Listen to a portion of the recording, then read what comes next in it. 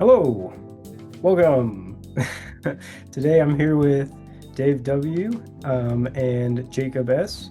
from who I met Dave at Midwestuary when after one of the days we were hanging out a bit, and then he hosted Southeastuary in North Carolina, which was awesome, and that is where I met Jacob.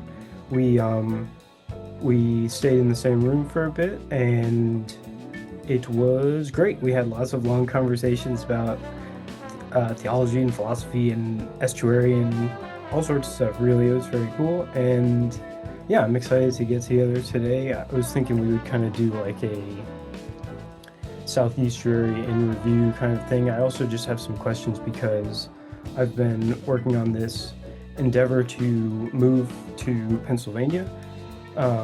Plans are still kind of in flux, but whether there or elsewhere, it seems that's probably pretty sure where I'm going to be ending up. But I don't know. I'm also open to other stuff. There's really so much that could be said about just like I don't know, what I have in mind about all this stuff. But the gist of it is that I'm hoping to start a bunch of estuaries and kind of host like mini conferences or speaker gatherings. Like maybe I kind of have one person that I always think of as like Michael Martin would come down for a weekend and give some talks, and people would come, and then and so I'm looking for some of like what you kind of learned from the experience of hosting Southeastuary, and stuff like arranging with speakers and like organizing. I'm probably not Southeastuary was pretty small. I thought it was really good. I'll say that as well. I really enjoyed the time there.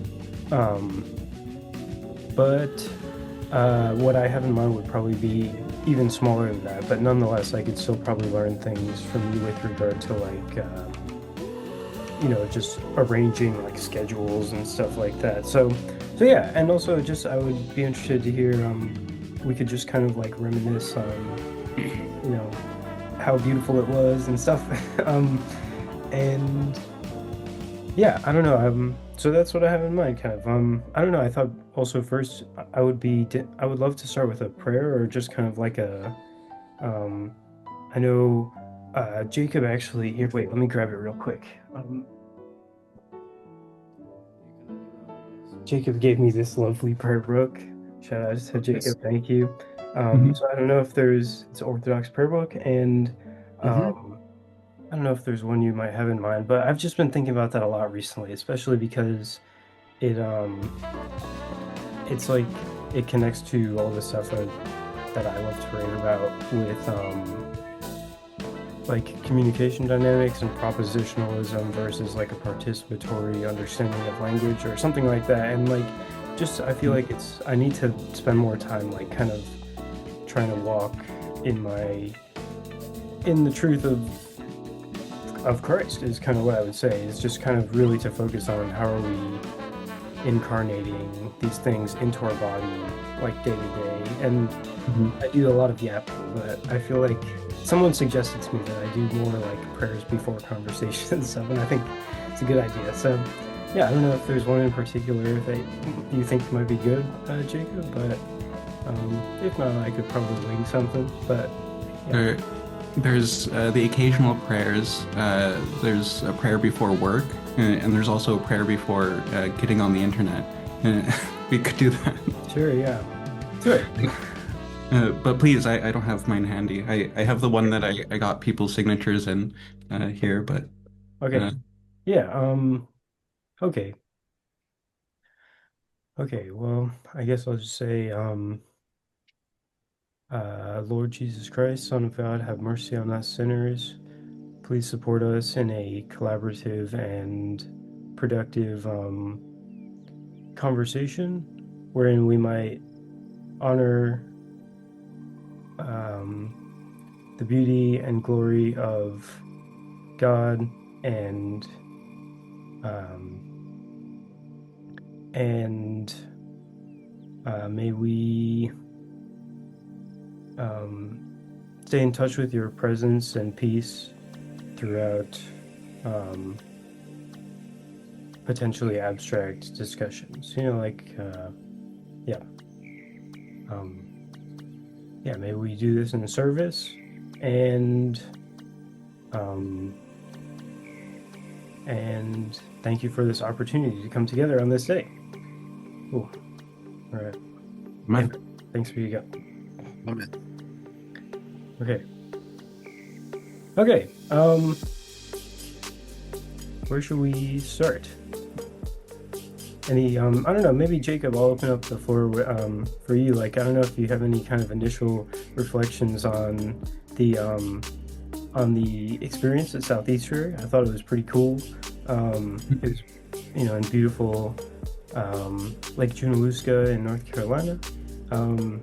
Yeah, and I'd be curious to hear like what you have to say, or yeah. No, yeah, for me, I just love the kind of serendipity that I've experienced at these events, like meeting you, Jonathan, and our little adventure together, because before you got there, you were like caravanning, right? And you like ran out of gas, like a few miles away, and Grim was gonna go help you get to your car, but then I offered to, and then he put that job on me very readily, and I'm glad I did, because like I wasn't really I was kind of like undecided coming down, honestly, so I wasn't really like prepared and didn't have any plans. I was just gonna sleep in my car. And then you had a room arranged for you by Dave, right? And then your friend, Formscapes, didn't happen to make it down, and so you had an open room and no company. And, Yeah, and it was really worked out that way. Yeah, it was, and shout out to Dave as well, like for hooking it up on the room there, and yeah, just a little more context with that story is that Dave was gracious enough also to host me the night before the event opened, and then when we were driving from there to like Junaluska, we went through mountain roads, and like my car just went down really fast on gas. I was like, what the heck?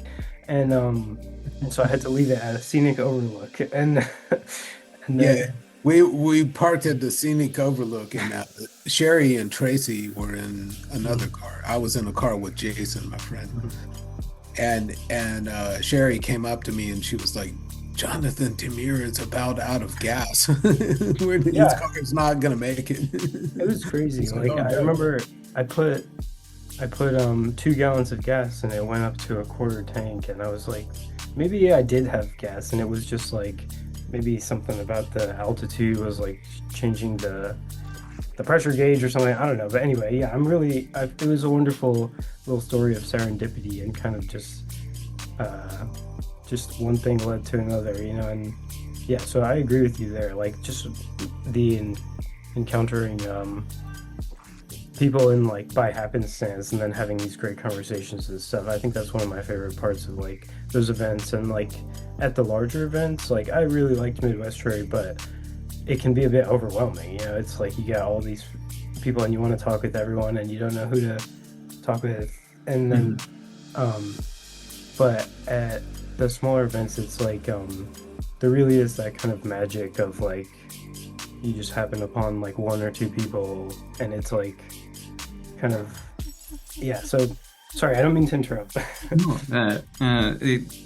Yeah, those unexpected connections. Yeah, like I liked Midwestern too, but also I was there with like several friends, and so that kind of like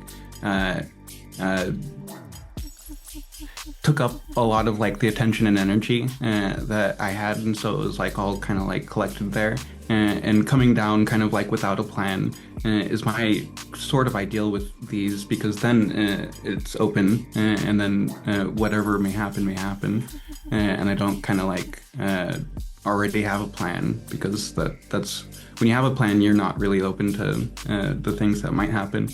But of course, if you're like the organizer, you have to have some kind of plan. So I am kind of more curious to hear from Dave what your reflections are, because that that was months ahead of time, and then like you've thought about it a lot more. I kind of just was along for the ride, which good job on it.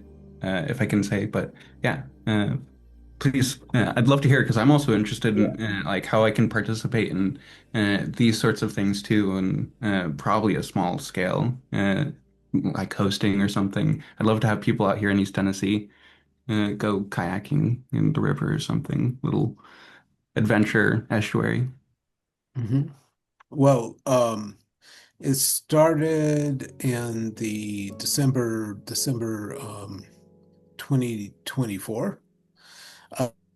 Kyle was sort of pushing me to do an estuary because I had occasionally mentioned that it would be so nice to have an estuary around here, but hadn't said, I'm going to be the one to coordinate it.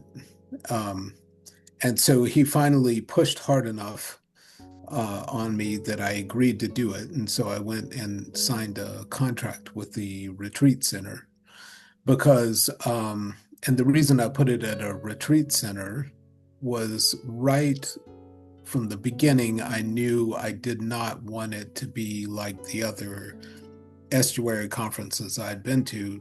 Not that those were bad, but they were all in urban and suburban areas. It would draw a much larger crowd, bigger national or international airport nearby and that sort of thing. But that I wanted to put it at a retreat center, and a retreat center that's really kind of backed up to a massive wilderness area. To have that as be like kind of a different feeling or even a different spirit, uh, more relaxed, less people. Like I was actually aiming for less people. I had a cap of 100 people. We ended up having 77 people, including myself. So it wasn't, there was one point when I first started selling tickets, I thought we weren't going to get 20 people to buy tickets. But in between Midwestuary and Southeastuary, the ticket sales really started picking up. And so I was really glad about that. I mean, I can talk logistics about how I did it. Some of it's probably going to be different if you don't do it at a retreat center because, but I also know the basic idea of how to do it at a Midwestuary style thing as well at this point. So, um, but yeah, just as an input, that's it. Yeah. Okay. Yeah, yeah. I would, yeah, I'm particularly also curious. I mean, I would love to host one at a retreat center someday. Um, but I'm particularly curious because it's relevant to my kind of ambitions, like how just the process of kind of just also like the psychological slash spiritual aspect of like taking on something like that kind of that, like surely there was kind of leadership and like kind of management stuff, and also just like reaching out to speakers and kind of promoting it, and Mhm. how like one thing that comes to mind is the um like it's kind of an artistic creative work that you embarked on to host this conference. It's like that life is a work of art in that way, and the artist's temptation is kind of like vanity and pride and hubris, but then you can also see how doing something like this is very much a kind of humble act of service, or like a self-sacrificial kind of, I don't know. It's just like I'm wondering about how to navigate those types of things, and particularly when it comes to like arranging with speakers and like kind of scheduling particular events. Like yeah, I would be curious if you have like anything in that sense, like that kind of struck you upon just like going through the process and stuff. Yeah. Yeah. I mean, always saw it as something that I was being called to do, called to serve. But at the same time, much in the same way that there's a big difference in how, because you mentioned creativity, but there's a big difference in the way one writes a novel and one makes a movie, even as a director of a movie. On the one hand, it's just you sitting alone with your word processor, perhaps interfacing with an editor, so you have one other human being, and then publishing the book.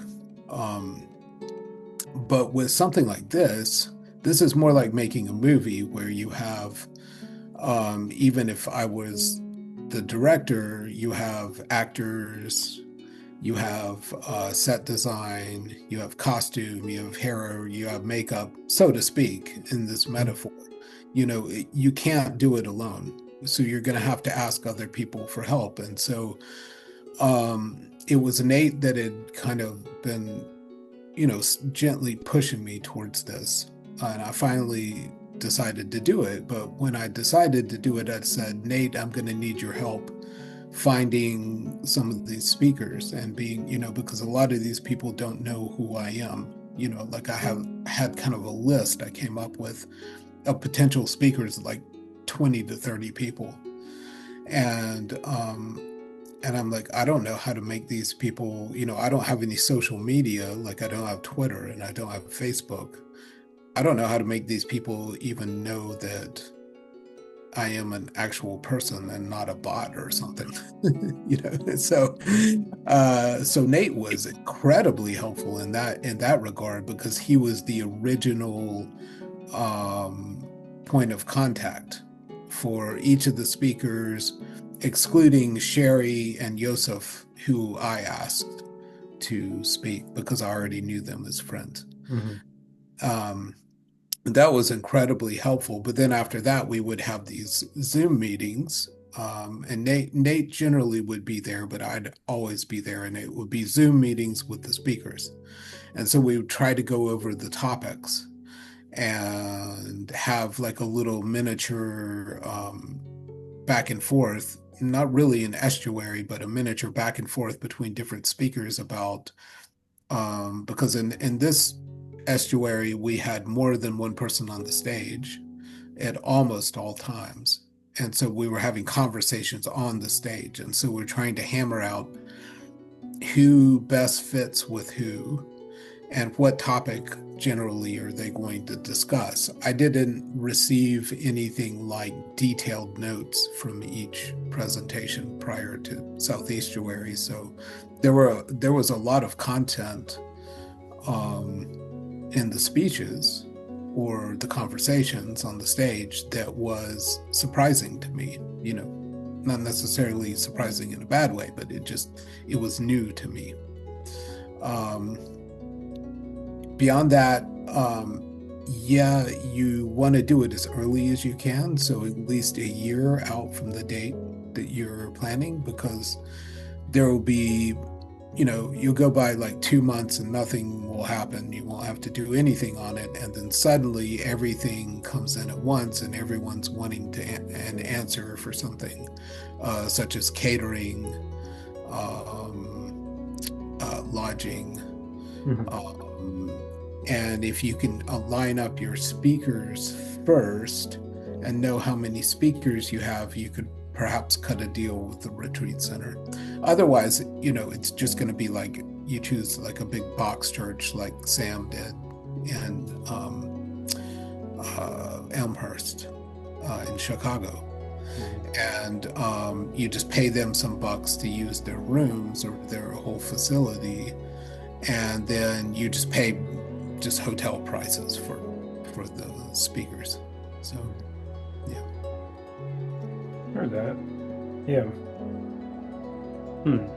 It's a huge kind of, I don't know, maybe we could also just kind of talk about estuary a bit, and also like how we might be able to kind of further the estuary cause or like promote it insofar as like What? How like if you would you ever consider doing it again? I'm also a question I had is like did you end up doing it kind of out of pocket or did you kind of connect with estuary people? I'm pretty sure you did it on your own buck, right? Yeah, Or yeah. I'm one of the people that just has the good fortune to be able to do that. But in retrospect, I would say no matter who you are or how much money you have, contact John Van Donk first because he's got not-for-profit, and otherwise you're going to have to be putting all this stuff on your tax return the next year yourself, which I'm going to have to do this year. But the other reason is that he might be able to know other people. Even if you can give some money for it, he might know names of 4 or 5 other people that would be happy to contribute, even if they can't make the estuary, just because they believe in the estuary project. So, yeah. Yeah, I think that's a good thought. And like with regard to like doing it again, would you ever kind of consider, I know it was like a huge, like I imagine it like you needed, just like how I did the big road trip. I'm still recovering from the road trip. It's like I did so much and meeting so many people and having so many, details. It's like a lot. yeah, Like I was very exhausted for about 2 weeks, and even beyond that, I was like, man, I just don't feel like, because I burned myself out of all of my energy right there at the end to get everything done. Yeah, well, we appreciate. Yeah. I definitely. I think we all appreciate your efforts in that regard. It was very Yeah. cool. Yeah, and I so like definitely would consider doing it again. It's not going to happen this year, 2026, because it's too late to start planning, but it's possibly later in 2027. I know Nate has a one in, I think it's February 2027. So if I put mine way later, that might work, maybe once again in October around this area. And I have it's some, beautiful. yeah. Yeah, all the leaves and stuff. Mhm. Um, um, yeah, cool. So in that regard, like how I wonder about like how easy it could be, like and like how much the process could be. Like you kind of work out the kinks or like because I'm also wondering about small scale stuff. Like I think I really love how Estuary is encouraging people to do these in-person kind of meaningful conversations um, and I think there is such a bustling community. Like it's not huge or anything, but through all the various channels which are kind of associated with TLC, and it also connects with kind of the Peugeot and the Peterson crowd and really so many things like all the various people who Paul references on his channel and stuff, like I think I don't know, there's a guy Jaymus Woods who lives in LA and he recently quit his job to kind of go start estuaries. Like he's been basically spending all of his time doing He was our estuary. story He's our group. leader. Yeah. Jacob Nice. and Yeah, I, yeah, cool. uh, Yeah. So James was our leader. He's a great guy. Great guy. yeah, he's super cool. Yeah, and that makes me want to ask you about what you've been up to because you I know you've been on the estuary like grind, kind of like doing what we just said because it has to be done. Yeah, yeah, yeah. Well, thank you for that. It hasn't felt like a grind at all. Nice. I'm feeling so blessed, extremely grateful, at a kind of peak in many dimensions of my life. Nice. I mean, I work hard, but it's not like I'm working 100-hour weeks.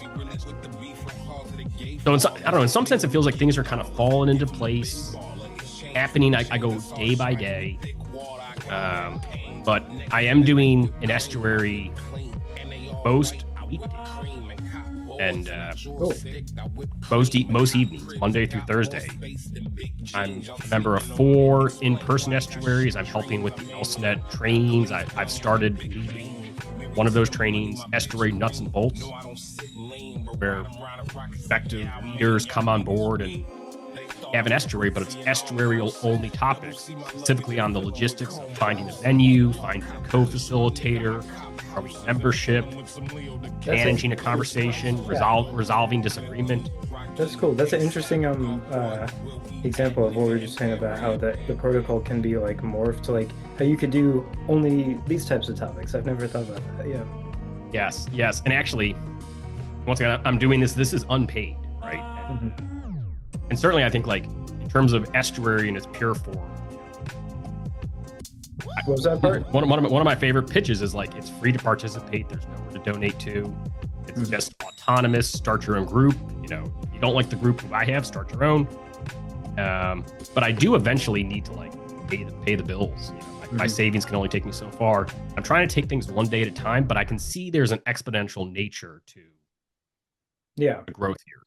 Yeah, I feel that. I definitely think there's a lot of potential and room for growth and stuff. And I just met up with him in PA actually to he did an estuary with Marcus, who was originally was in LA over the summer, but then moved to PA, and they're trying to get an estuary going there. And I hope to like maybe collaborate with Jaymus more closely at some point. There are people who are interested in supporting people doing stuff like this, and to just like in the old days, kind of like that people who had these more spiritual aspirations or something would be, or artistic aspirations would be kind of supported such that they could do these things, yeah, I know you mentioned like trying to cover rent. Like, I don't know, maybe that's an approach you would want to take or something, or maybe you'd want to join up with us. Yeah. Yeah. Well, I'm very open-minded. I'm very open to all of this. And I mean, in terms of helping you out, I would love to do so in any way that I can. Cool. I mean, I do have my SoCal estuaries that, for at least the immediate future, I need to be here in person. But like I'm coming to Philly this week and I'm taking 5 or 6 days.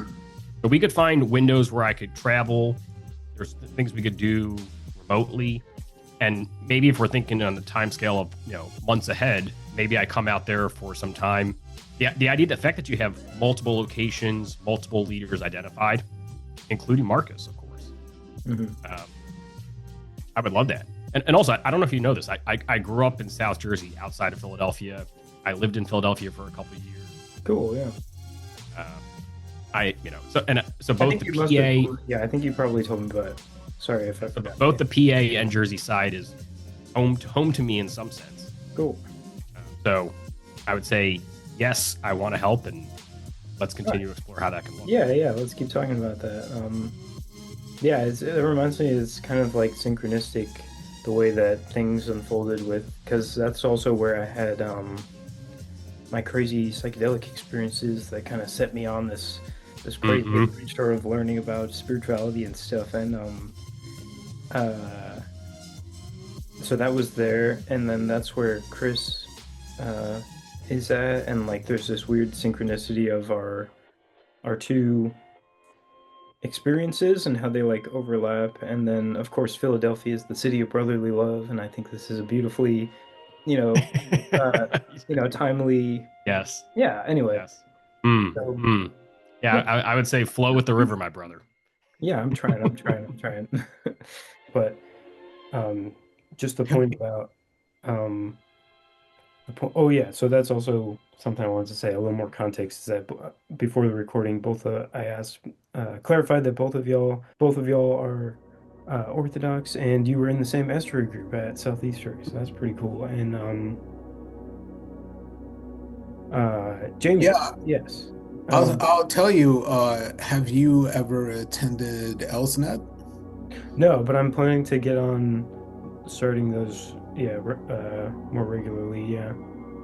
Okay, because you can meet and talk with Jaymus on Elsnet and also John Van Donk. It's a great resource, and it teaches you how to lead an estuary. I've just now done my first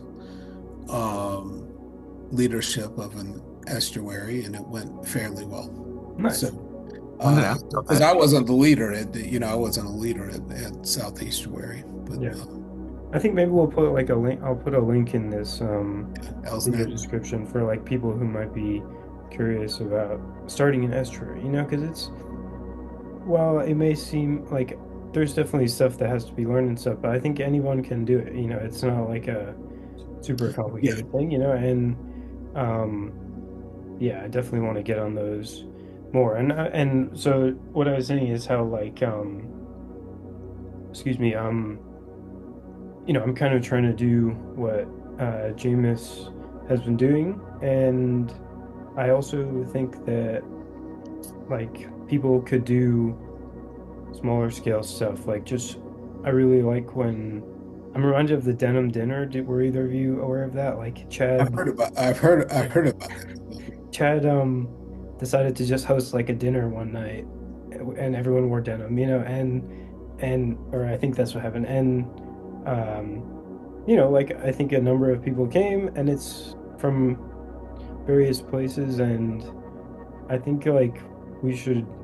I don't know. I don't want to moralize or tell people what they should do and stuff, but I feel called personally to like try and get more of that type of stuff happening, you know, and I think that's kind of the next step for the TLC estuary crowd is to kind of have like these various places where people congregate at either particular times for like conferences, or like I kind of envisioned something almost like a hub space where there would be like kind of like a Luke Thompson style live stream every weekend or something, and people could come and like talk in person, you know, and there would maybe be like conversations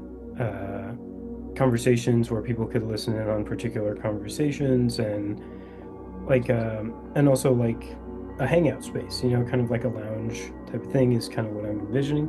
And yeah, I'm just thinking of like how simple the process might actually be in terms of like, let's say like a super mini conference where you get one or two speakers, and it's like a one night event at a space you already have access to, let's say.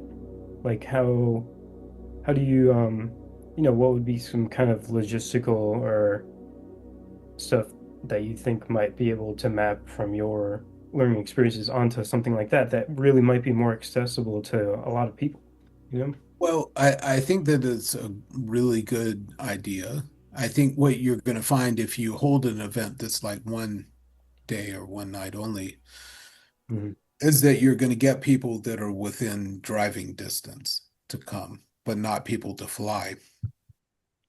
Mhm. Uh, so I think people are wanting something like 3 days, whether the third estuary day is truly estuary or if it's just hanging out.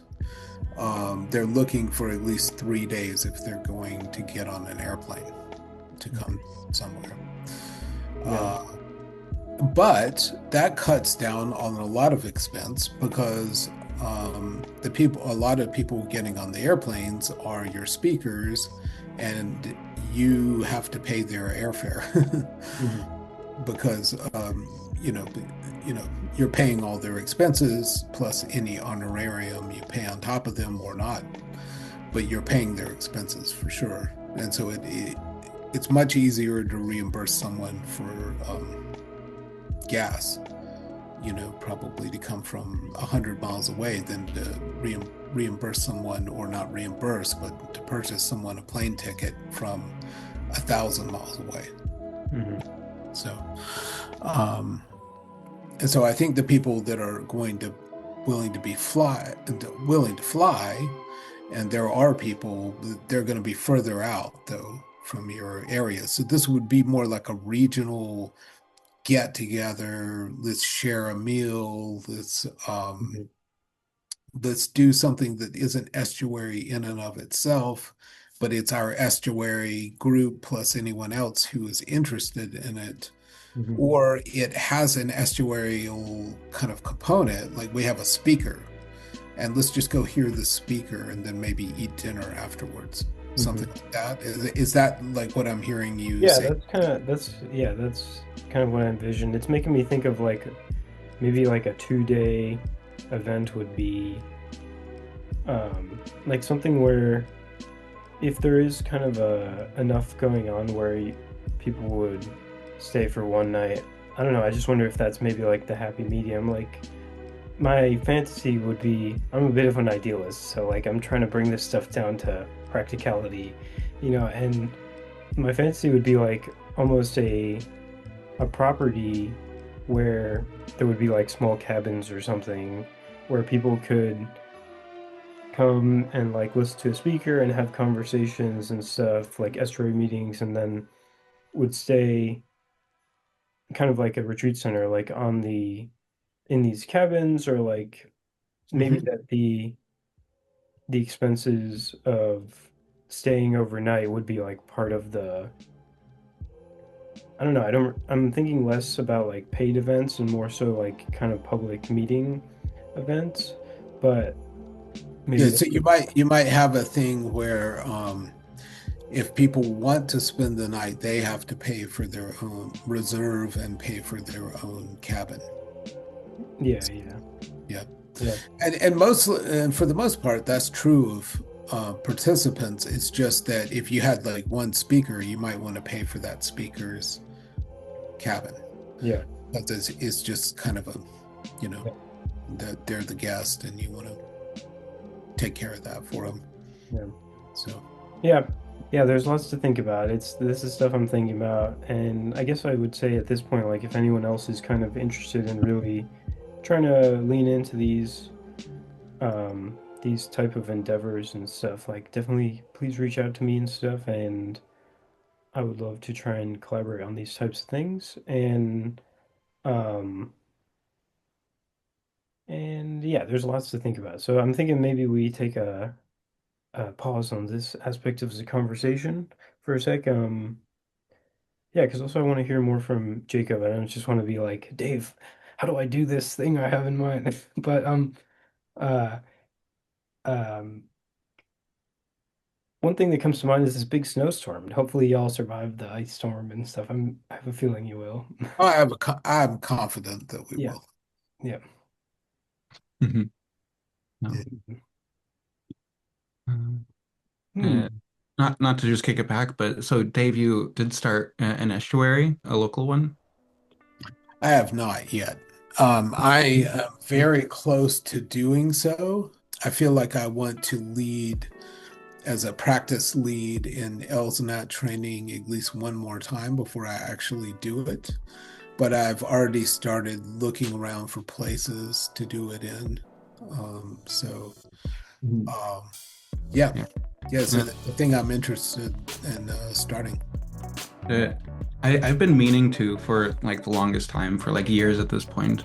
A lot of time, the kind of framing of estuaries, like you want to cast this kind of like broad net, but it's also useful, I think, in just kind of like stirring the pot, so to speak, and getting people to like, because me, I am very happy to like sit and listen to people all day, and I don't have to contribute my words. I'm alone enough with my thoughts enough. I'm bored of them, and so why would I bore other people with them? Is kind of how I feel about it a bit. But that kind of forecloses on the possibility that there's something important that I have to say for someone else.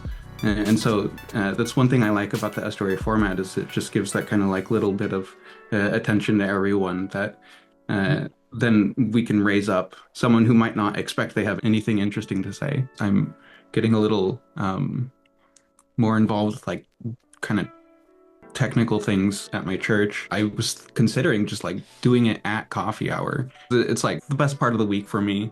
just being able to interact with whoever shows up and stand through liturgy with us, advertising it for the people there and being like, we can sit around a table and do the estuary thing, and just see how that goes, to kind of like mix a little bit, because people just click up and that's a natural thing, and so just getting a little bit of intermingling can be nice, because a lot of the like beauty I find is just making the connections, those random sort of things that you might not have known, to people who share an interest that otherwise wouldn't have talked. Like, some people didn't know they played instruments, and now they can learn about that, and then they start playing together, and these sort of like continuing on things. And so it's like that moment of encounter that has a long tail. So like during the Sunday coffee hour, having that kind of like energy, and then just like having enough of like an intention to like gather around. And then of course,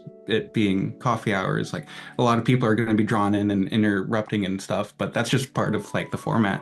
I was thinking, and it's like you could have that core, and then kind of people like orbiting around and just like watching and hearing and listening. And yeah, it's not a bad idea. So like you would maybe like have coffee hour for literally an hour, and then people could continue with coffee hour if they wanted. But then your estuary group would start. At St. Anne's, we have quite a long tail on our coffee hours. Sometimes we're there until like 3 in the afternoon. And so just like having that kind of intention to kick it off, and then having the kind of loiter period. It's like a doomed endeavor to like have an actual like cohesive thing, but just like having the intention and kind of like kicking that off. Maybe it would be a good platform for the strangers that darken our door, because there's always someone that's coming in and like has something that they want to talk about. Just people who wander in for whatever reason they have. And so being like, oh, that person, I can see the cogs turning. Like, this is the time of the estuary. It's not only it may primarily be filled with Orthodox folks from this parish, but it's not primarily for that. The public is welcome as well. Yeah. And it's like, if you have something you want to talk about to like a group of Orthodox people or whatever, because you came here for some reason, you want to talk about your evangelical, Baptist, Pentecostal background, and we'll sit down in a circle and you can tell us what's on your mind. I think it's a cool idea. So yeah, go for it. That's what I say. So. And maybe to change the topic, but I am curious, Jonathan, you visited Joy's church, I heard. Yes. Yeah, that was wonderful. Actually, she texted, I was trying to arrange a conversation with her as well, and she texted me right after I started the recording. Yes, it was wonderful to go to Joy's church. As y'all probably know, I don't go to church regularly. Like, I'm not really a regular member, but there's something about it which I very much, appreciate. Like, I love the reverent atmosphere, and kind of that was my first time going to an Orthodox service, was at Joy's church, and hers is like I don't know if diocese is the right word. It's like the one that kind of represents, I think, Russian Orthodox, like, for America, like in the DC area. And so like the guy who leads it is like he's always like attending other churches, and people come to visit, and it's very like lively. Actually, my first time going to Orthodox church was a Coptic Orthodox mass with my friend Owen. But it was cool. It was super nice for her to invite us, and it's a lovely thing. Like, I think, just like you said, the coffee hour after is, I think, really like so much of what it is. And you were talking about the strike of beauty, which kind of reminds me of I've been into some OG Rose stuff recently, and just talking about how encounterology, like, we have to be available to being surprised by really any sort of relational situation. Like, the big other is like kind of either with people in the church or with people who come in for like that type of estuary thing that you were discussing. I think that's so important, and so that was a beautiful aspect of that, and I appreciate, shout out to Joy for inviting me to come to her church that time. Yeah, Joy's great. Yeah. Yeah. Hmm. Yeah, I need to talk to her too. Yeah. Yeah. I encourage you to do so. What else to discuss? Yeah, there's been so many gears turning in my brain these days, and like various pieces working out in particular um, collaborations and stuff like that. But I'm hoping to move to PA um, sometime in February, like maybe towards the end of the month. And And you are going to establish an estuary group or try to? yeah, I'm hoping to do like a couple even. Like I'm hoping to. I've been talking. Actually, one of the guys who I met at Southeasterary, I was talking about all this type of stuff with him, like intentional community stuff um, and how I'm looking for people who might be interested in like supporting this type of thing, such that I could really spend all of my time, or like almost all of my time, like working on starting estuaries and like this kind of hub type of idea, maybe with like speakers occasionally. And so yeah, I'm one of the guys who I met at Southeasterary. I've been talking with him a bit about potential plans he's interested in supporting, and if anyone else is kind of looking, my cause here is to try and further like proper community, communal, it's not a commune, but it's like, there's something communal, which I think is trying to rebalance into the world, like after kind of an emphasis on capitalism, I would say, where it's like, and I see this as having an astrological connection actually, where like there's this big, bear with me for a sec, like there's a Saturn-Neptune conjunction coming up in February, and the last time that happened was in 1989 when the Berlin Wall fell, and you could kind of say that that's so Saturn has to do with the structures and the way we organize society and like the kind of government systems and the way we do money systems and stuff like that. And then Neptune is more about the kind of fantasies of spirituality and like communal ontology type of thinking, and like kind of the ideals which call to us. And so when the Berlin Wall fell, you could say that like there was a change of the ideal that was organizing the society in a way, like through the Saturn aspect.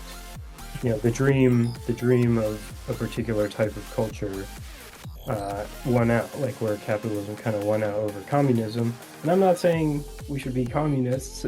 I'm saying that I think like with this new one, it's kind of like the logic of capitalism and the kind of system of the beast, in a sense, is like maybe that's putting it too strongly, but like I think that as we come out of modernity and like kind of the individualism of everyone having their own like private little Idaho with a lawn and stuff, I think it's going to be more about like how do we honor the individual but also step back into more communal ways of, and you see this with spirituality and various types of Christianity kind of coming back in a certain way, while the more institutional types are kind of falling away. I think it's more about like a mode of being which is emerging, which is kind of a more... So anyway, sorry, this is all just some kind of jargon, but my point there was that like I'm really interested in participating in that deeply. I want to further the estuary cause and like really help people to try and talk more in person and stuff like that. And so yeah, if anyone out there is interested in like supporting or joining along that endeavor, and I would love if y'all would come visit at some point, like maybe if we have a small conference type of thing. And yeah, that's kind of what's been up with me. So I'm hoping to start that. And I'm here to to talk about it with y'all, kind of, and look for advice, and I don't know, just maintain these connections. I really appreciate both of y'all as friends, and I want to try and serve this community by like getting more conversations about this type of stuff happening. So anyway, that was my spiel. I don't know where I started with that, but yes. Oh, I appreciate the relationship, and really I feel like that's what it's all about. Like the estuary and coffee hour and all these things are kind of like mediums, really, just for the individual relationships. I think, and that's really what underlies everything, and repairing those and strengthening those broadly is kind of the project of this century. I feel like, because of the alienation and everything that has happened in the past. It's like we used to need each other, and then we got too rich and we don't need each other anymore. So we just kind of like flew apart societally. And so maybe we can embrace the riches of poverty again. We can encounter each other. So yeah. Oh gosh, now I've got to find the words. So much of this right now alive in my mind is about how this is relational. I think that's a really missing piece of philosophy. And I know that it's spoken about as the love of wisdom, but there is a way, those words philosophia, I actually think about it as the wisdom of friendship. So philos, it can actually be friends.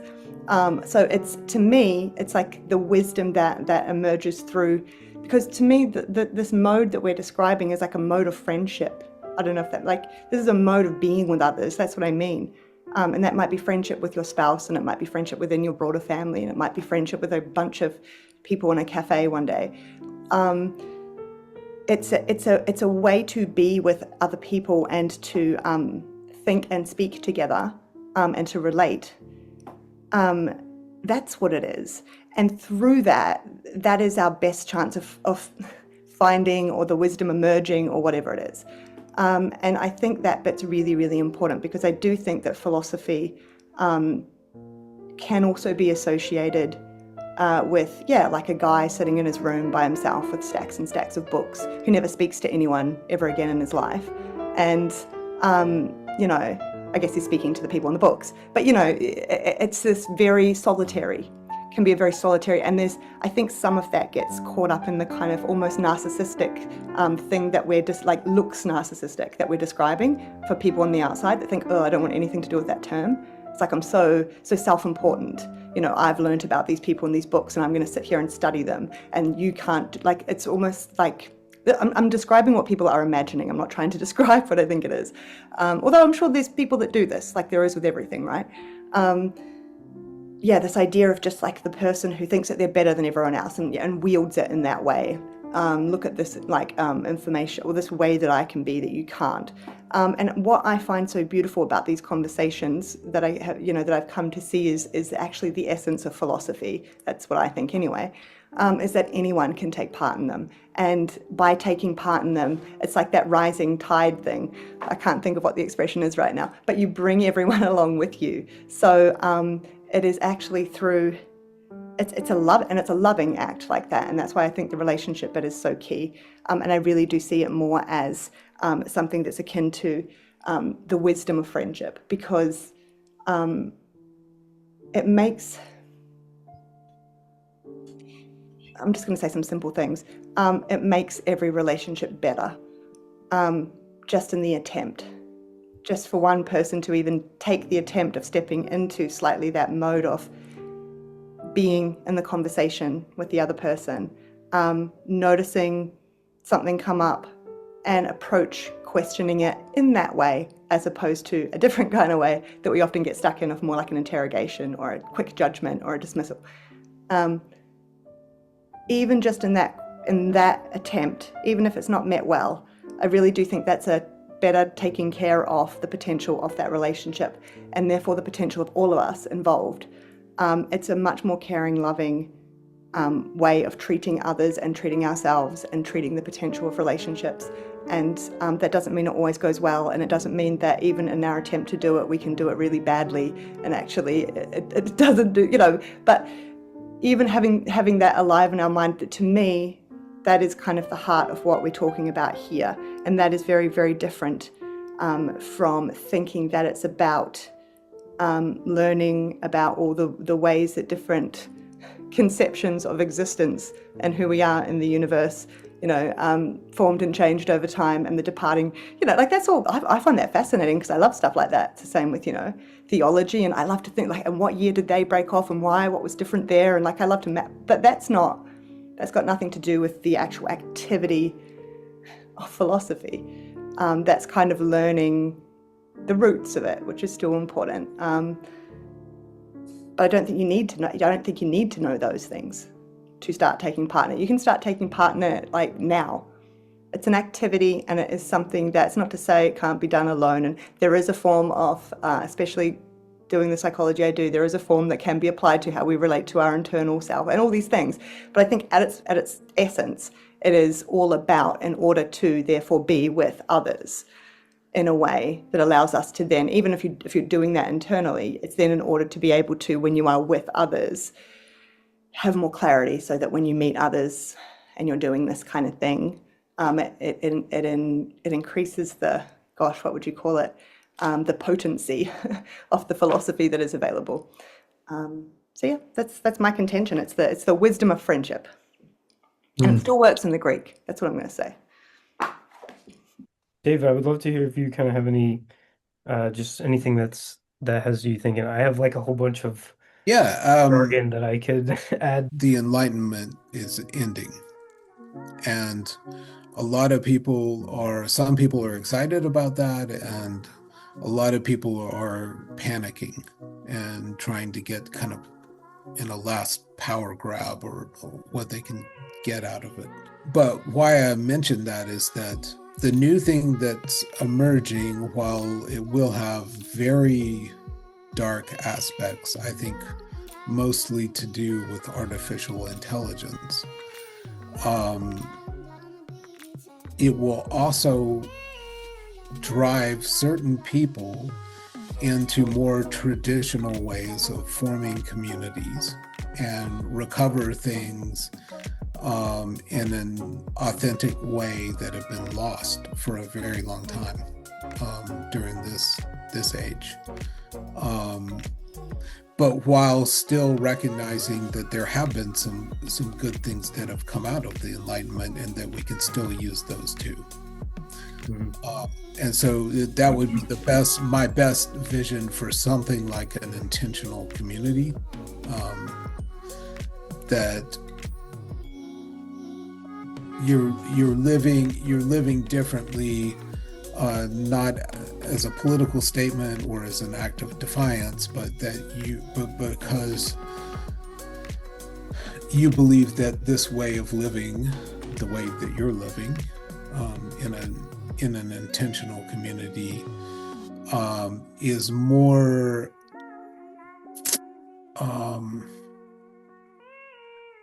is closer to what a human being is meant to be, and how a human being is meant to live in relationship with their neighbors.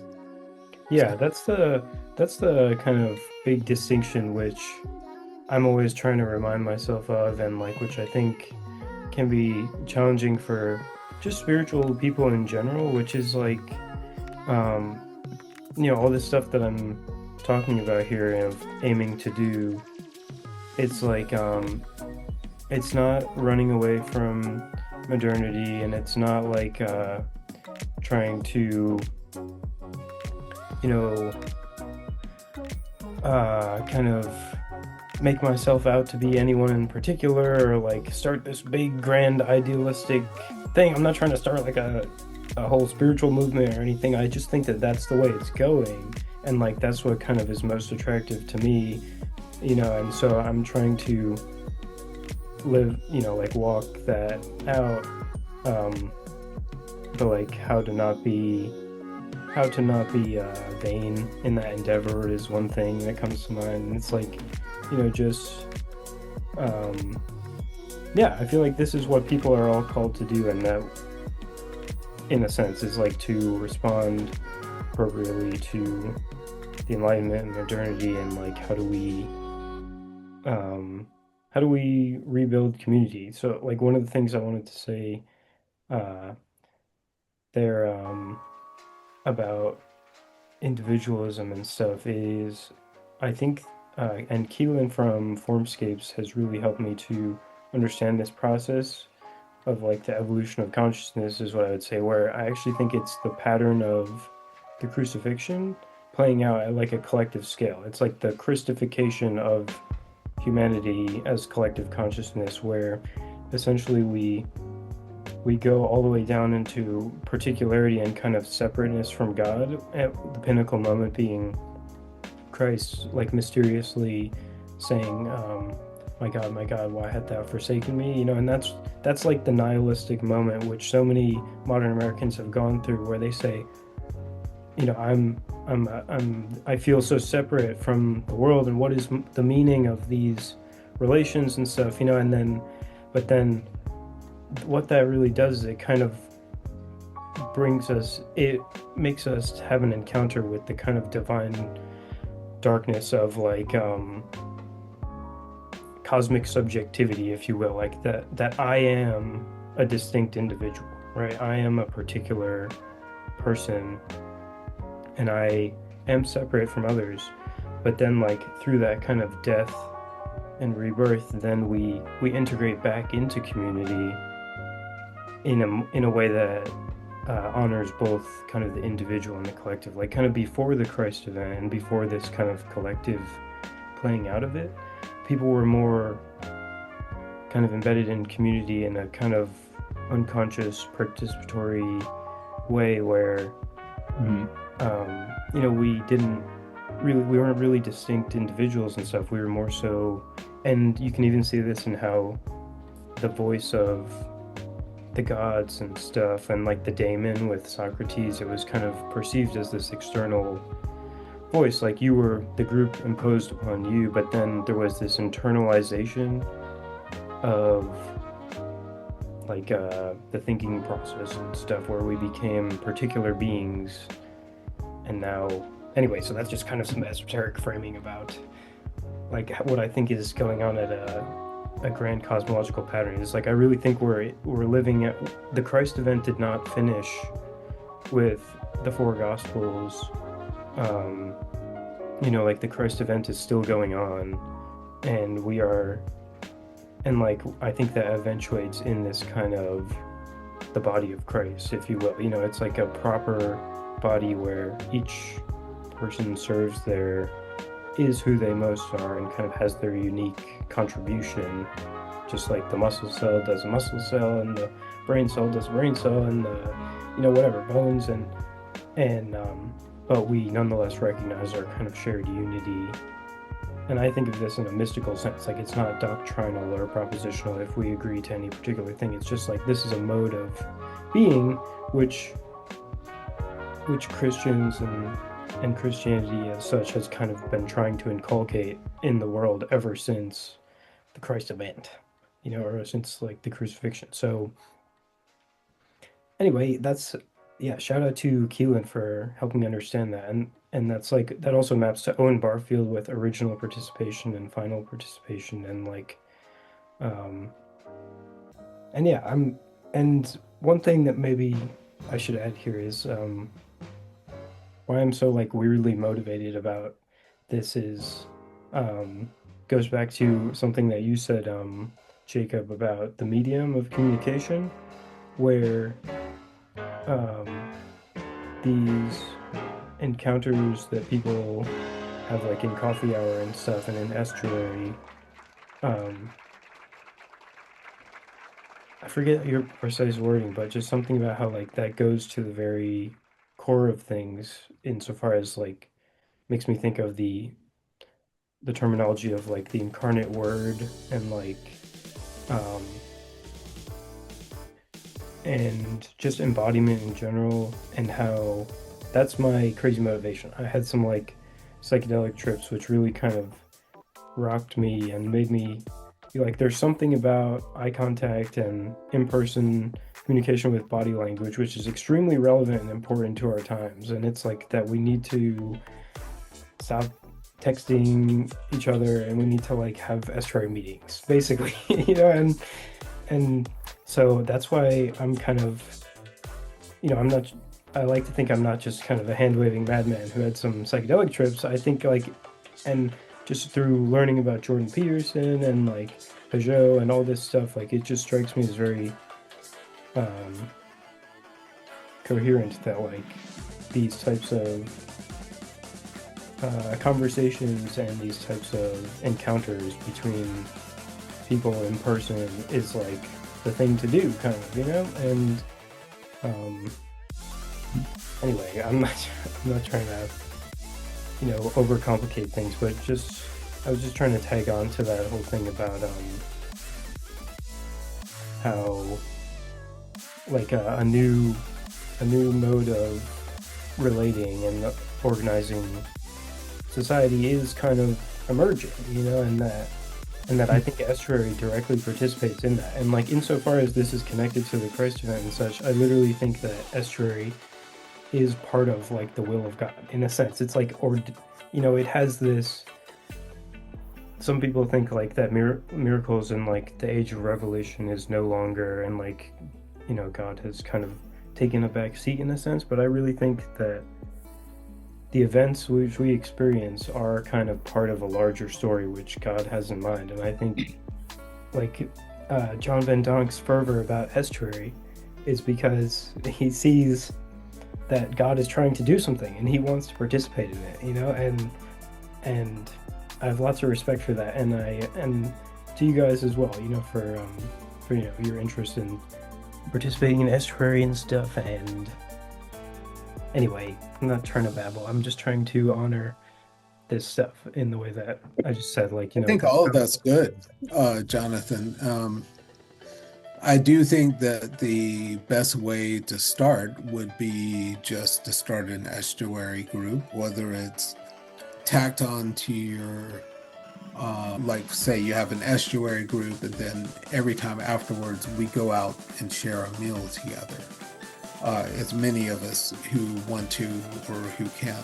And that will start to bring maybe not a lot of people, but a lot of quality to the relationships between the people in that estuary. And then from there, you can start having many estuary events, as you called them, that might cost a little less money and might draw less people, maybe only locals. But still could be a very fulfilling and embodied form of fellowship. Yeah.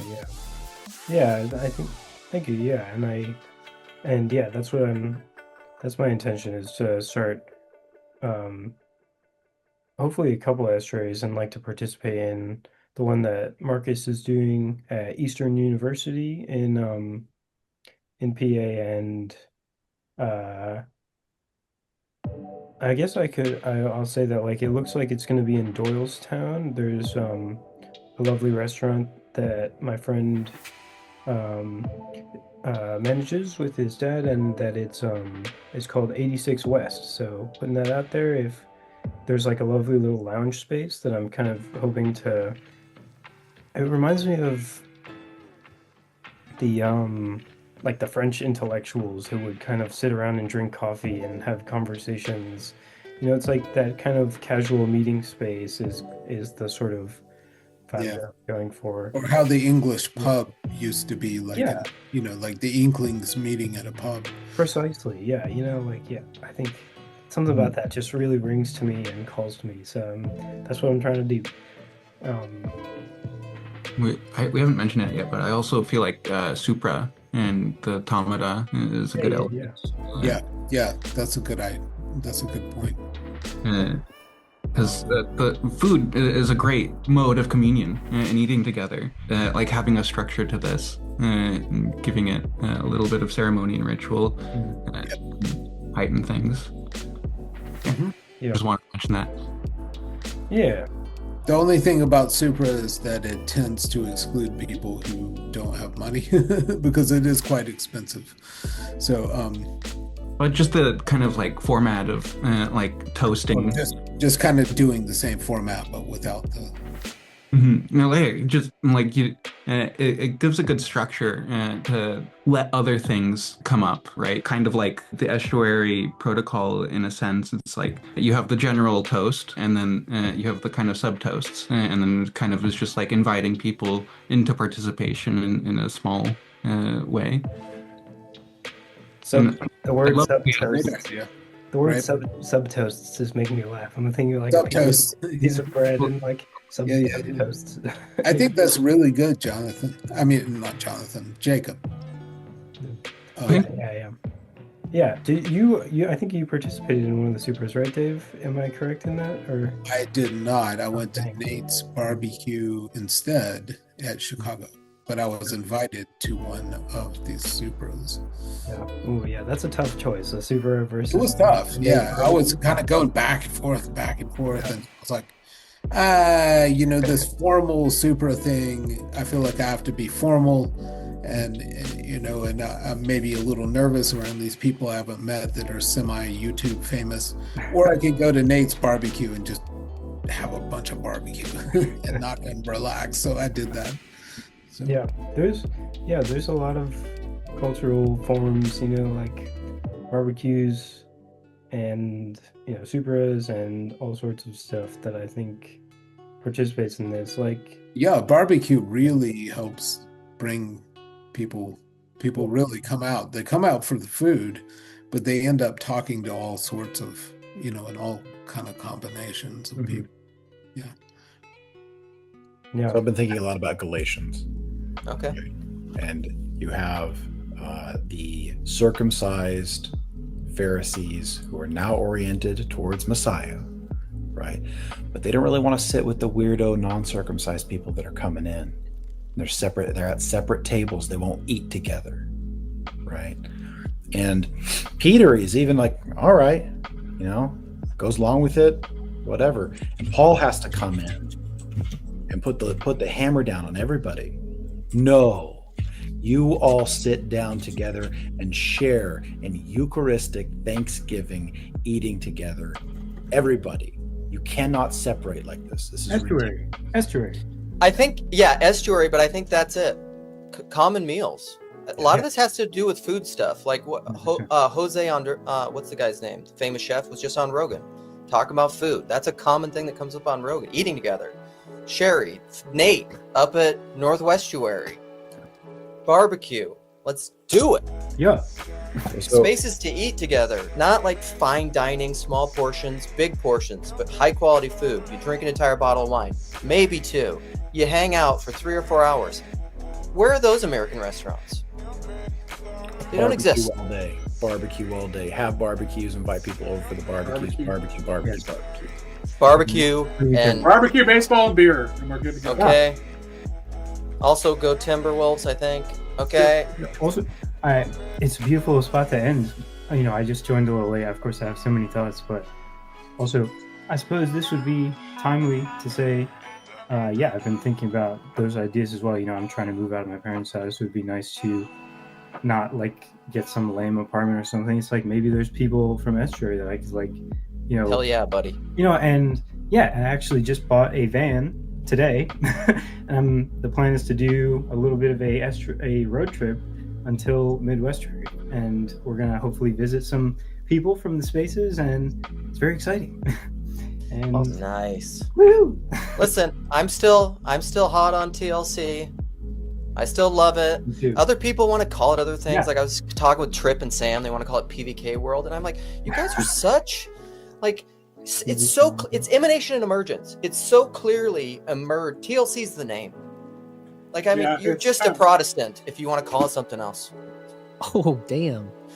I remember I proposed this little clearing.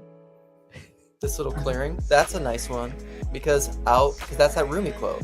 Out also, beyond right and wrong, there's a field. I'll meet you also there. Heidegger, right? Can we call her? I'm still reworking the thislittlecorner.com, so let's not change it, please. Are you gonna? No, Are you trying to fix that? Yeah. I've got transcripts working. It's coming along. It's coming. That's such a Oh, good good. tool. Good. Okay. All right. I was really sad. That's like a great tool for clipping as well. Like I like to do the clips, and when I make like the mega clips where I put a bunch of videos together, you could go to TLC, you search for a particular word or topic, you find this awesome clip. That was a great website. That's exciting to hear that it'll be back. Yes. All right. Well, cool. On that note, let's shut her down. Thanks, guys. All right. I Thanks, appreciate it. It was a good one. Knowing as you are known. Have a good rest of your day. Bye. Peace out, everyone. Love people. Have babies. Eat barbecue. Play bass. Of course, these are huge topics that we could explore infinitely. I don't know if y'all have time constraints. Maybe we would want to start moving towards the end, but I feel like there's so much that could be discussed along all these various threads. There's one thing I'd like to add is just you talk about it like a new ways of participation. My sense that, and maybe this is the orthodox way about it, is I feel like the new ways of participation are going to look a lot like the old ones, just voluntarily chosen. Yeah. Good point.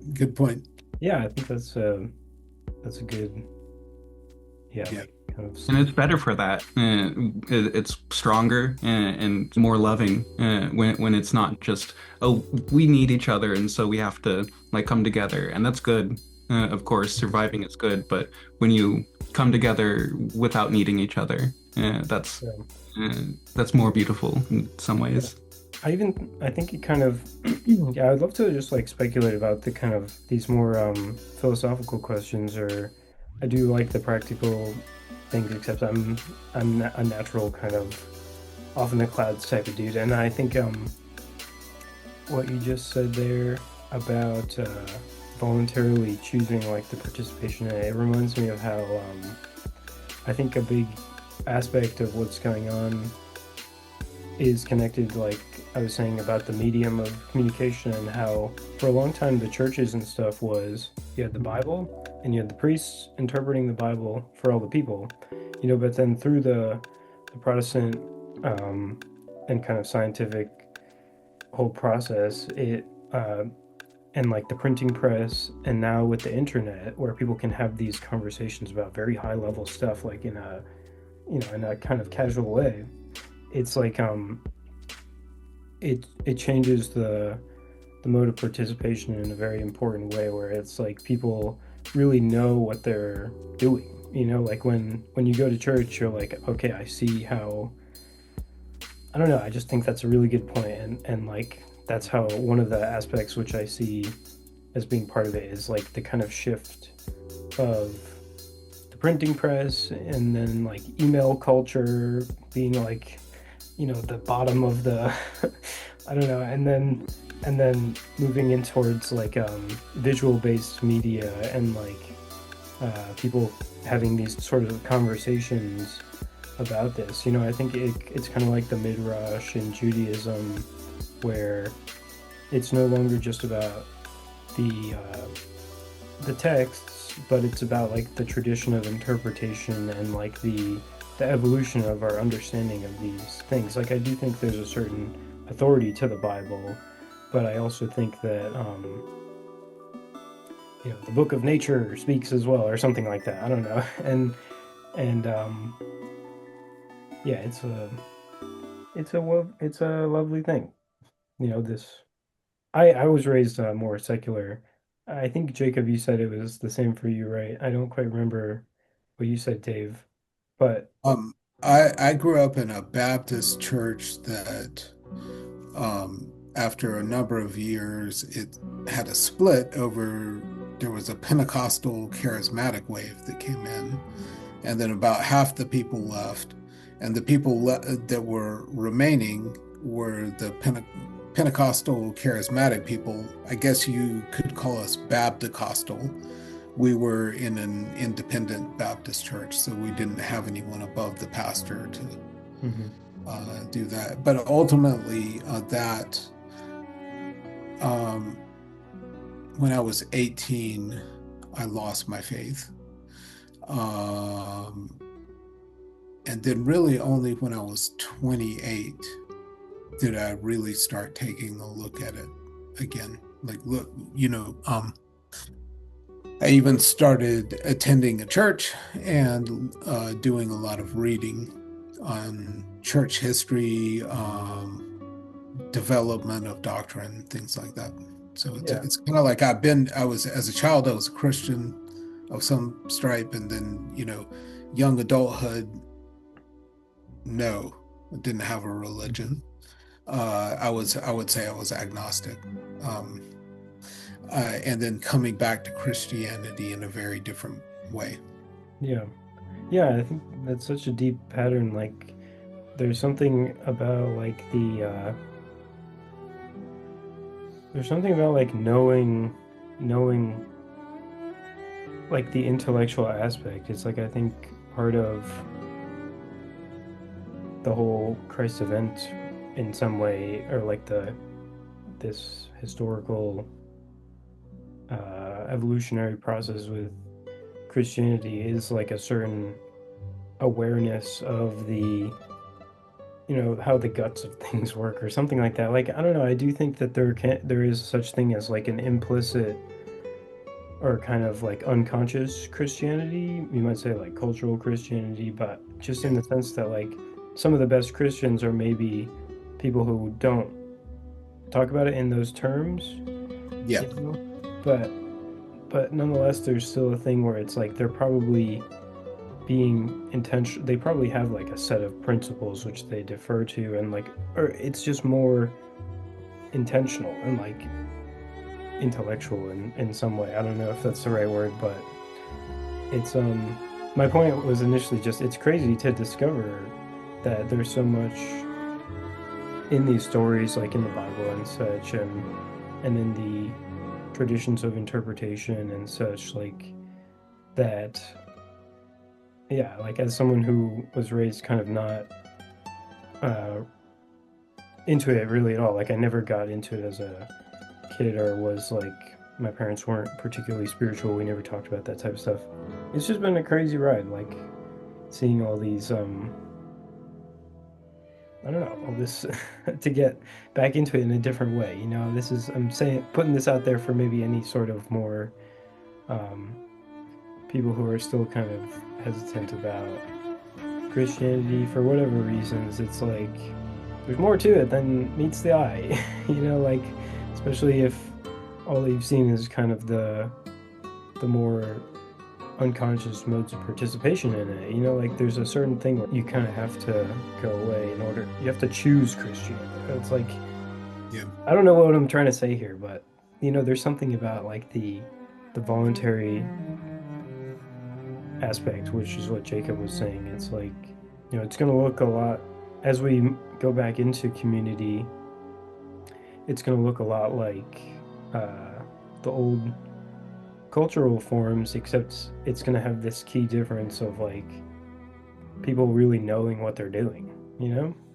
There's maturity with the experience of the past, and the choosing the good because of the experience of the bad, rather than because this is what you've been given and lived in a kind of immediate way. This is a question for the converts and cradle Christians, and the kind of like tension and dance there, because in one sense, if you have children and you raise them in the church, that's not voluntary for a while anyway, and then at some point a choice has to be made. But it's just a different experience and a different story for like maybe you and me, Jonathan, to Dave, because it's like living in a world where there is no structure or something. The structure makes a lot of sense, but then if you've lived in it all your life and you're not familiar with the elements, the rain and the storm and all the things that can happen outside, you're gonna have to go out and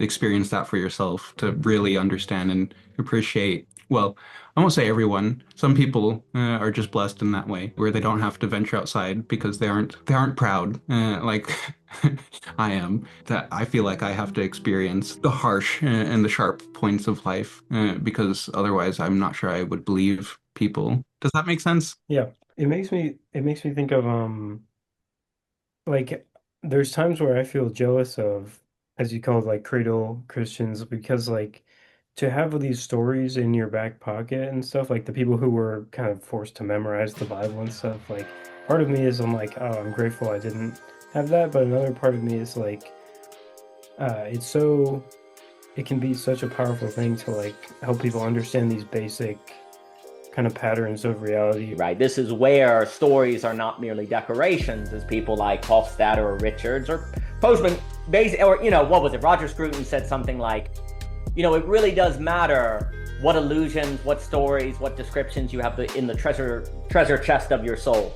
Because, you know, if you open that chest and you're looking for a way to understand what's going on and there's nothing in there, you're going to be weak. Because there's a way in which language, as a technology in the good way, actually provides a certain self-defense against notions that are in the air that if you can't properly frame, could take you anywhere. And so like not finding out Rumpelstiltskin's name. Exactly. You're still the slave. Yeah, but that's a beautiful example. If you haven't, you know, if one has not read the books or the metaphors, it seems like, well, that's just that's all just preference. It's just an option of entertainment. But really, it's going to determine if you know Rumpelstiltskin's name when he shows up. And if you haven't done it, you're in trouble. I always like to associate philosophy with self-defense from, you know, with David Hume and different things. Like it really does matter. Particularly the one that comes to mind is this idea that like we're in a spiritual war kind of, and that like, you know, there is something on the line, you know, like I think it goes way too far sometimes where it's like, oh, if you sin once, you're eternal conscious torment. So it's like, that's not how I understand it, you know, but actually having a doctrine of the things you do matter. You're like real, and the choices you make, it's not just atoms in a vat bouncing around, and then so you can justify anything. It's like, you just live a better life if you think things actually matter, and it's not just matter, so to speak. Yeah, and like the evils of the world and such, like would be, I feel like they're probably more confusing to people who don't have that kind of framing. It's like everything is crazy, what the hell's going on? And then you ask a Christian person, like, yeah, we're in the fall, and like, you know, they might even be bold enough to say like we're in the end times, you know, and we're in the fall, and you know, the prince of this world has been given dominion over it, at least largely so, and for a time. Yeah. Anyway, so yeah, that's kind of it's an interesting question of like how to bring Christianity to, let's say, a child or to someone who is, you know, like how do you inculcate / indoctrinate those sort of qualities without it violating their kind of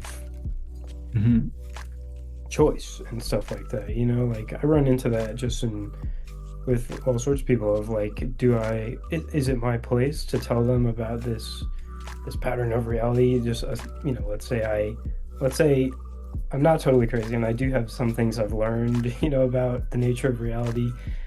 Like how do you tell someone about, you know, the pattern of heaven and earth without it like overwhelming them, and without it, and like putting that for them in a way that they can choose to, like, you know, like it reminds me of or just blinding them, because they can have the category and then see just the propositional content of the category and not see the thing for what it is.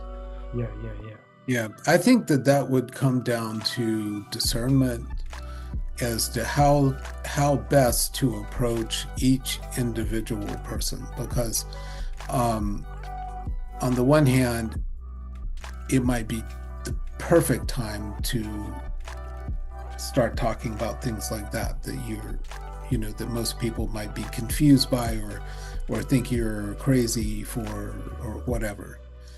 But it might be that person is just basically been dying to hear something like that for, months now. But on the other hand, there might be another person to where if you tell them that, they just will, in the future, they'll try to avoid talking to you because they don't want to talk to the crazy person or whatever. So I think it's, and I think that it's not too hard to tell when someone's really seeking meaning. A lot of times it's a person that's suffering in some way and is lacking meaning in their life. And at that moment, I think that it's our obligation to step in and try to not only comfort them, but to maybe offer them a solution. Mm-hmm. Yeah, I think it fits so beautifully with just the stuff about personalism and like Jesus kind of seeing people for who they were, and kind of, it's OG Rose talks about it so nicely, I think, with like encounterology is the way he's put it, and this process of like, instead of deferring to a rule set of like how I'm gonna act in every particular situation, because it's like combinatorial explosion, right? It's like trying to cite all the laws of like what I should say precisely, but that the real or the best way to go about it is kind of in the live discernment with the other person, and so much of that is this dance of like feeling with them and seeing what they mean through their words and their body language and stuff. And like so yeah, I think that's all really important for like if we want, just, there's such a stark contrast between like the Twitter arguments and like the in-person kind of fellowship, that can, and I think like it's important that we notice that contrast these days in terms of like, what does it mean to be Christian, I guess. I'm not trying to throw any fingers at, or stones, or point any fingers, throw any fingers. Throw fingers, point stones. But like, it's not about the propositions, it's about the live loving of people, loving people in person and like co-suffering with them and stuff like that. So imagine there's this ladder, and imagine this guy runs up the ladder, right? And he's like, that's the hunt for truth, right? You're climbing the ladder. Now imagine this next guy comes along and he pulls the rungs off the ladder and throws them into a big bag. And he carries the bag around and shows the rungs off to people. He says, that's what education is today. And that's why it's in crisis, because we're collecting the rungs off ladders and showing off the rungs, basically, to show people how smart we are, right? Philosophy, at its very core, is this going up the ladder. Or it is this kind of climbing towards something. And here's the other thing. You leave the rungs behind. You forget the books you read. You forget some of the stuff in the climb, right? You can't even show it off on demand necessarily, because there's a certain going up, right? Well, school is about showing the rungs on the ladder. It's about showing you memorize the text. It's showing you know the answers to the questions, like to show that you've memorized what Kant means by, the difference between Kant and the first critique, second and third critique. You're going to write a paper to show you know that, right? To show that you've got the rungs on the ladder, right? But if philosophy is perhaps uniquely of all the fields, and you could put this with theology as well, the act of climbing the ladder itself, then in an education system that is in its medium, to use kind of that Marshall McLuhan language, antithetical to that, then a proper understanding of what philosophy is becomes basically impossible in that setting. It would have to occur in the salons, in the Jefferson Literary and Debating Society, in the outward spaces, and it can occur there. But what are the chances of it occurring there if the places where people learn what it is teach something antithetical to it? Not because the professors mean to, but because the medium of the classroom itself forces that, right? So maybe that's a good point to wrap it up. But please, if any of you have some final words, I'd love to hear. We're talking about some big stuff here, I think. No, just thank you for inviting me out of the lurk. Yeah, I'm glad welcome. Yeah. Yeah. So I just say thank you. I really enjoyed it, and I'd love to come back on sometime. Cool. Yeah, let's do it. Awesome, All right. guys. Okay. Well, I'm gonna stop the recording.